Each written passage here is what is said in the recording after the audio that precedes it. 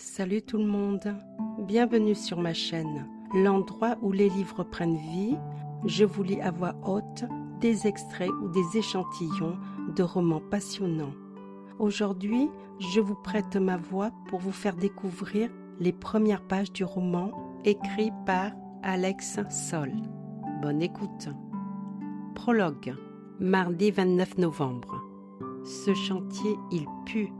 Zacharie Boutroux, dit Zach, se répétait cette phrase depuis son arrivée le matin même. Jamais il n'avait vu d'ambiance aussi morose. Aucun ouvrier ne souriait ni ne blaguait avec ses collègues.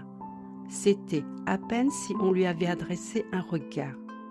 Il aurait pu être à poil ou transparent. Zach était persuadé que cela n'aurait pas changé grand-chose. La pause déjeuner avait été réduite à 10 minutes. Le temps pour tout le monde d'avaler un sandwich et d'aller pisser contre les arbres qui bordaient la maison avant d'y retourner. Les autres ouvriers travaillaient tête baissée. La remise des clés avait été repoussée de plusieurs semaines, ce qui n'avait rien d'alarmant ni même d'étonnant, surtout sur un chantier comme celui-ci. Engagé en tant qu'intérimaire, Zach avait sauté de joie en recevant un appel de l'agence la veille. Ces incompétents lui avaient enfin trouvé un travail. Un chantier de maison individuel. Le patron venait de se séparer d'un de ses plaquistes et avait besoin d'un nouveau en urgence. Parfait pour Zach, qui végétait sur son canapé, persuadé qu'aucune offre ne se présenterait jamais. « Tu penses toujours ça ?» lui avait reproché sa femme. « Mais on va t'appeler, tu vas voir. » Par 2 fois, il avait refusé des offres d'emploi. La crise économique touchait tout le monde, les constructeurs aussi. Les salaires proposés étaient de plus en plus bas. Malgré la situation incertaine, l'intérim lui permettait de gagner plus grâce à la prime de précarité. Sa spécialité ? Les cloisons. Zach exerçait en tant que plaquiste depuis 15 ans. Ce jour-là, il œuvrait sur la cloison qui allait séparer le garage d'une des chambres. C'était la première fois qu'il travaillait avec une structure en conteneur recyclé. Oh, bien sûr, il avait souvent entendu parler de ces nouvelles maisons, mais c'était la première fois qu'il mettait les pieds sur un chantier comme celui-ci. Et ça pue, pas à cause de la maison en soi, mais bien à cause de l'atmosphère lourde qui régnait sur place. « Hé, Zach !» le héla Clément, un autre plaquiste en intérim comme lui. Zach releva la tête. Ses lunettes de protection recouvertes de poussière blanche. Son collègue venait de le tirer d'une absence. Depuis combien de temps se tenait-il devant le mur sans bouger, une main en l'air ? Il secoua la tête et baissa son masque. « Oui, c'est l'heure. T'as besoin d'un taxi ? J'ai vu qu'on t'avait déposé ce matin. Je passe devant la gare du village, si ça t'arrange. » Léa et lui ne possédaient qu'une seule voiture pour 2 et sa femme se rendait à une réunion à l'autre bout de la ville ce matin-là. Elle avait accepté de l'emmener alors que le chantier se trouvait en pleine campagne. Le village le plus proche se situait à 3 kilomètres. Zach baissa les yeux sur sa montre après avoir jeté un regard au ciel par la fenêtre. La nuit allait bientôt tomber. Mais il n'était pas encore 17h30. Pourquoi partait-il si tôt ? Le contrat précisait travail de 9h à 18h. C'est que c'est pas encore l'heure pour moi. Clément s'approcha. Même le chef est parti, chuchota-t-il comme s'il lui révélait un secret inavouable. Personne ne reste ici lorsqu'il fait nuit.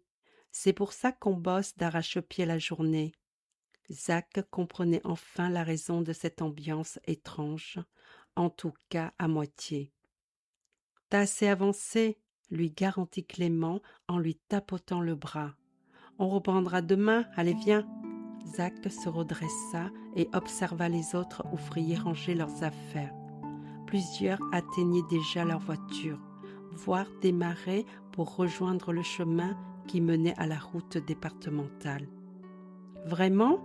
s'assura-t-il. « Déjà ? J'ai vraiment besoin de ce boulot. » Clément lui enjoignit de le suivre d'un geste de bras. « Faut pas rester là quand la nuit tombe. T'auras pas de soucis, je te jure. » Zach obtempéra et hocha plusieurs fois la tête. « Ok, mais c'est quoi le problème avec la nuit ? À 18h, il commence à peine à faire noir. » Tandis qu'il se mettait à ranger ses affaires, Clément lui expliqua, les yeux rivés sur le soleil qui descendait sur l'horizon. « On ne sait pas trop, pour être honnête avec toi, mais ceux qui ont bossé après le coucher du soleil racontent qu'il y a des bruits étranges dans la maison. »« C'est une maison ?» rationalisa Zach en ôtant ses gants. « Il y a toujours des bruits. » Clément se força à rire. « Ouais, c'est vrai, mais plusieurs de ces types sont pas revenus. Du jour au lendemain, ils nous ont plantés sans un mot. C'est d'ailleurs pour ça que t'es là, parce que celui qui a été embauché la semaine dernière s'est pas pointé hier matin. » Zach se figea. Son conseiller à l'agence d'intérim lui avait pourtant assuré que le type en question s'était fait virer. Pourquoi lui aurait-on menti ? Les deux hommes sortirent de la maison. « Avec toutes ces conneries, » râla Clément, « on a 1 mois de retard. Pour l'instant, je suis sûr qu'on finira pas avant janvier. »« C'est presque terminé, » rappela Zach. « Dans 2 semaines max, c'est plié. » L'autre plaquiste secoua la tête un bref instant et s'éloigna vers sa voiture. « Pas avec la nuit qui tombe de plus en plus tôt, » murmura-t-il. Zach ne parvenait pas à quitter la maison des yeux. La structure métallique des conteneurs était presque entièrement recouverte d'isolants et de bardages de bois. « J'imagine que c'est joli si on aime le style, mais qu'est-ce qu'ils ont contre le crépi, les gens, aujourd'hui ? Il va falloir traiter le bois avec l'anti-champi tous les 10 ans. Le crépi, pas besoin. Le crépi, c'est la vie. » La baie vitrée de la pièce principale avait été installée. Il ne manquait que la porte coulissante du garage. Composée de 7 grands conteneurs, les cloisons permettaient de moduler les espaces. Au total, l'habitation comprendrait un large séjour, une cuisine ouverte, 3 chambres, un bureau et une salle de douche, 145 mètres carrés, une belle surface pour une petite famille. Des déchets traînaient tout autour du chantier alors que des sacs à gravats attendaient d'être remplis. Zach n'aimait pas travailler dans un tel bazar. « Alors ?» lança Clément sans se retourner. « Je te dépose à la gare ?»« Non !» cria Zach pour se faire entendre. « Ma femme va pas tarder.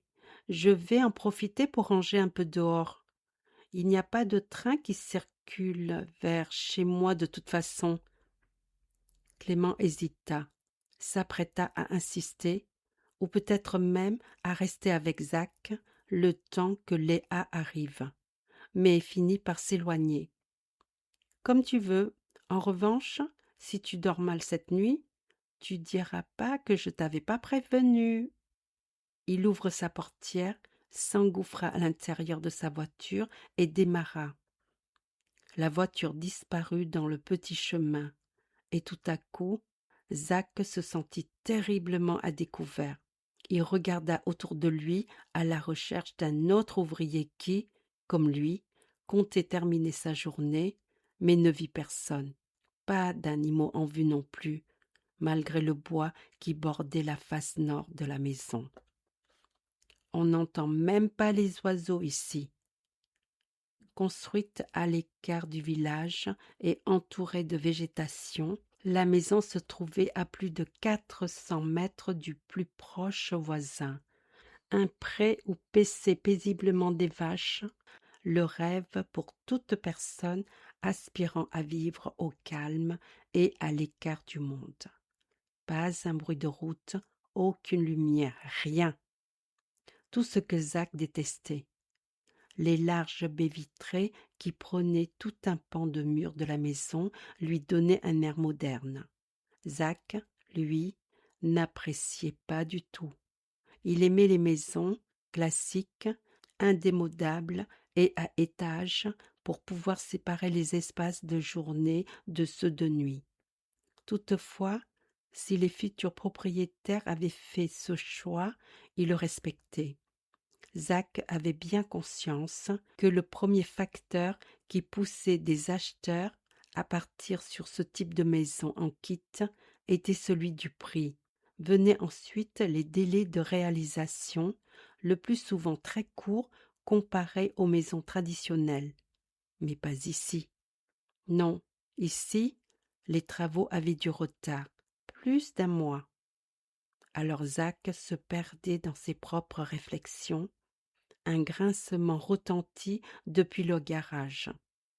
Un frisson parcourut l'ouvrier et il se demanda un instant s'il n'aurait pas dû suivre Clément, quitte à devoir attendre à la gare. Au moins, il y aurait été au chaud. Il se reprit, se traita mentalement de poule mouillée influençable et envoya un texto à sa femme. « Et fini plus tôt, tu peux venir me chercher ? Coincé dans les bouchons, dans 1 heure c'est ok. Parfait. » Si cette histoire vous a transporté et que vous voulez connaître la suite, vous pouvez retrouver ce roman dès maintenant sur Amazon. Le lien direct est juste en dessous de la description. À bientôt pour une prochaine lecture.